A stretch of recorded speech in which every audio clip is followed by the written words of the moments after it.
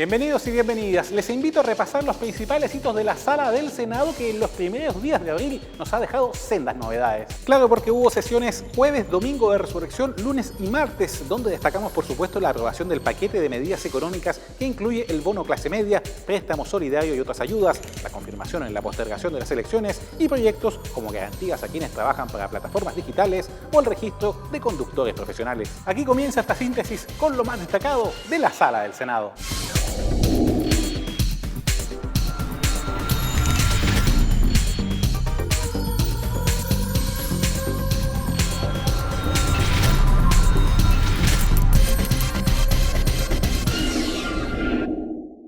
Partimos con el bono clase media y otras ayudas que ya fueron promulgadas como ley de la República. El esperado paquete económico con ayudas para la clase media pasó sin escalas desde el Senado a la Cámara y luego a ser promulgado sin necesidad del trámite de comisión mixta. Y es que fueron necesarias varias jornadas de trabajo, incluida una extensa sesión de la Sala en el Senado, en domingo de resurrección, para dar luz verde a una ley que, entre otros puntos, mejora el IFE con una cobertura que se amplía desde el 60 al 80% de los hogares más vulnerables, llegando así a casi 10,5 millones de personas. Se flexibiliza el préstamo solidario, la situación de los trabajadores informales, se incluye un bono de 100.000 pesos a los pensionados de rentas vitalicias y de 500.000 a transportistas. Tampoco serán excluyentes los retiros previsionales u otras ayudas entregadas en enero y febrero y existe un compromiso de inversión y mesas de trabajo para sectores como las artes, el turismo y la gastronomía. El detalle de cómo acceder a estas ayudas y en qué consisten estará disponible en distintas plataformas y si quiere conocer más puede ingresar, por ejemplo, a www.senado.cl. Porque si hay algo que nos ha pasado una y otra vez, señora Presidenta, en las leyes que hemos aprobado en el Parlamento, es que llegan después los ciudadanos y nos dicen, ¿sabe qué, senadora? No califico. No estábamos dispuestos a invisibilizar algo que al final del día, Presidenta, repercute en nosotros, que somos los que hacemos las leyes o aprobamos las leyes que en este caso nos manda el Ejecutivo. Valoro muchísimo los 100.000 pesos a los pensionados que están bajo un retiro programado y también del sistema antiguo. También creo que es muy importante el haber aumentado el tema del transporte y sí me parece, como lo han dicho otros senadores por su intermedio, Presidenta, hay que mejorar la forma en que esto se acredite y la transferencia de estos recursos. El sistema de apelación a mí me parece bueno porque en la práctica, y lo hemos visto en nuestras oficinas en la región, han habido errores y que es bueno tener un espacio para poder discutirlos y darle una oportunidad a la familia. En nuestro país la realidad de las clases medias es ingresos precarios y bajos, empleo inestable, alto endeudamiento, mercantilización de lo que deberían ser derechos sociales, es decir, acceden a la salud, a la educación, a la vivienda, o incluso para llegar a fin de mes a través de la deuda, ¿no? Del alto nivel de endeudamiento. ¿Y qué ofrece el gobierno? Sigue en un esquema de requisitos, sigue en un esquema de cierta focalización, de enredo, no es algo simple, directo, universal. Porque considero que es un proyecto que aumenta la cobertura y el monto de los beneficios.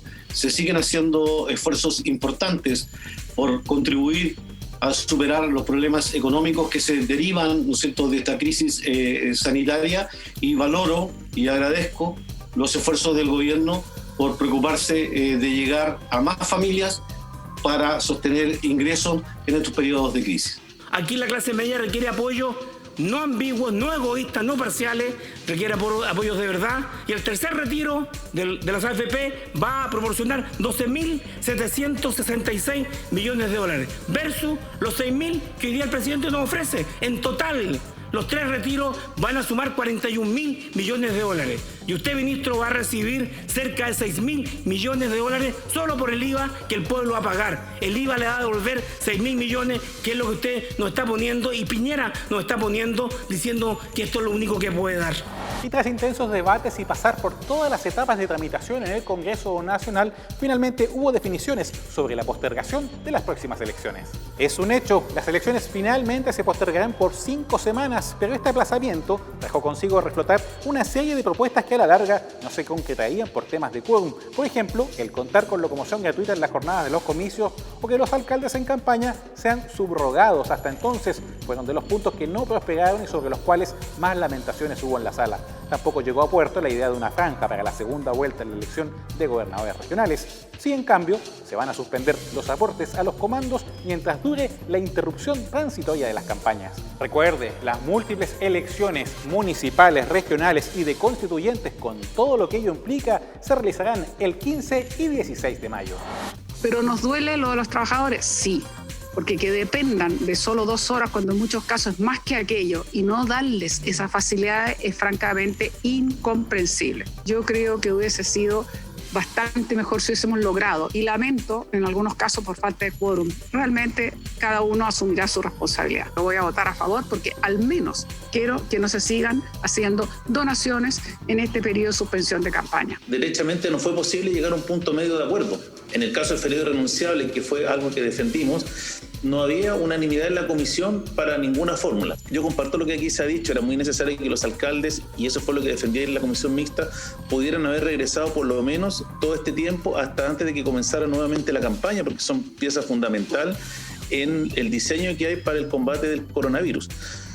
Lamentablemente, como lo señalo, esta posición no tuvo los votos suficientes. Uno queda con la sensación de que cuando uno tiene una idea, la quiere hacer prevalecer y no prevalece el bien común. Y acá lo que debemos buscar es el bien común. ¿Cómo somos capaces nosotros de poder ser capaces de ver cómo las personas se eligen de la mejor forma y no tener beneficios para algunos en desmedro de los otros? La gratuidad del sistema público de transporte en regiones es muy distinta a la realidad que se vive en el Gran Santiago o en otras regiones donde hay recursos o transporte público. Por lo tanto, aquí, ¿cómo yo le voy a pedir al transportista privado, al dueño de la micro, al dueño del bus o al dueño del taxi colectivo que finalmente ellos asuman económicamente esta medida cuando nosotros no tenemos esta función como parlamentarios? Los efectos de la pandemia han dejado en evidencia la necesidad más que nunca de resguardar a quienes se desempeñan, por ejemplo, como trabajadores en plataformas digitales. Por eso la Sala dio unanimidad y envió a la Cámara en segundo trámite el texto que otorga un marco mínimo en el Código del Trabajo a estas personas, en su mayoría repartidores, definiendo empresa, trabajador, contratos de prestación de servicios y especificaciones sobre la naturaleza de sus funciones. Este proyecto va en el sentido correcto, pero me temo que no de la manera categórica que se requiere en estos tiempos, pues los empleadores impondrán un modelo de contratos cuyas cláusulas no son susceptibles de negociación con sus trabajadores. En este escenario, es muy probable que este tema se judicialice, pero en mi opinión, este tema debe quedar resuelto ahora y en la ley. Hubo una larga discusión que finalmente, en donde se llegaron a ciertos acuerdos para poder avanzar en una legislación que yo creo que es súper innovadora, y felicito a todos quienes ayudaron a poder generar esta legislación que creo que va a dar que hablar en el mundo, porque somos de los pocos países que está avanzando en esta materia de manera seria y resguardando los derechos de todas las partes. Y de forma unánime, en la Sala del Senado se respaldó en general, en su fase de primer trámite, la creación del registro de conductores profesionales. Esta iniciativa quedó con plazo de indicaciones hasta el 15 de mayo y está pensada en quienes se desempeñan en los rubros de transporte terrestre de carga de pasajeros, ya sea menor, mayor, público, privado, escolar o industrial. De paso, la discusión sirvió para reconocer la labor de este sector en las circunstancias de la actual pandemia. Yo creo que en este sentido tenemos que ver de qué manera podemos colaborar con el fin que haya un registro, profesionalizarlo al máximo y tener la opinión justamente de todos los actores. Por eso, señora presidenta, yo voy a votar a favor, esperando que podamos en este proyecto hacer algo muy potente y tratar de colaborar con un gremio que le debemos mucho en el país durante muchos años. Abril hasta el momento nos ha dejado materias tan interesantes como estas a destacar en el Pleno, aunque algunas otras también han sido consignadas en la parte interior de su pantalla. Por ejemplo, con el Día Nacional del Trabajador del Transporte Público o el minuto de silencio que rindió la Sala a los fallecidos por la pandemia. Más información en las redes y plataformas del Senado, y sus consultas las esperamos en el correo tvsenado@senado.cl. Desde la Sala de Lectura Pedro León Gallo en el edificio del Congreso Nacional en la capital, como siempre, agradecemos su compañía. Les invitamos a compartir este video y recuerde permanecer en la sintonía del canal del Senado.